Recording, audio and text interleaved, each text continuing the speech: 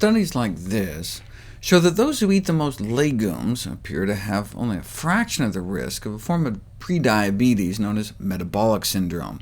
Those that ate 3 or more servings of beans a week only had about a quarter the odds of the disease compared to those who had 1 serving or less. Yes, bean consumption is associated with lower body weight, a slimmer waist, less obesity, and blood pressure in population studies, but whether the association of bean consumption with healthier body weight and risk factors for metabolic syndrome is due to physiological effects of the beans themselves, or simply an indicator of a healthier lifestyle, was uncertain. Anyone smart enough to eat beans may be smart enough to eat all sorts of other healthy foods, so maybe bean consumption is just a marker for a healthy diet. So researchers put it to the test. Reducing belly fat may be the best way to treat metabolic syndrome and reduce the risk of prediabetes turning into full-blown diabetes.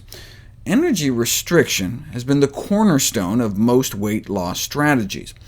However, evidence suggests that the majority of individuals who lose weight by calorie cutting regain it during the subsequent months or years. Starving ourselves almost never works long-term. Thus, it's important to identify foods that can be easily incorporated into the diet and spontaneously lead to the attainment and maintenance of a healthy body weight and improved metabolic control.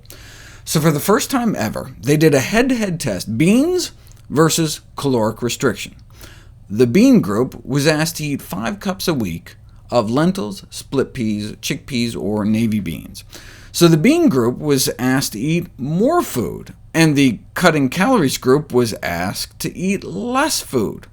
And the more food group won. Not only was regular bean consumption as effective as portion control in reducing prediabetes risk factors like slimming waistlines and better blood sugar control, but the bean diet led to additional benefits beyond just calorie reduction, perhaps due to some functional properties of pulses, which are beans and peas. In conclusion, 5 cups a week of beans, chickpeas, split peas, and lentils in an ad libitum diet, meaning they weren't told to change their diet in any other way, reduced risk factors of metabolic syndrome, and these effects were equivalent, and in some instances stronger, than telling people to cut 500 calories from their daily diet.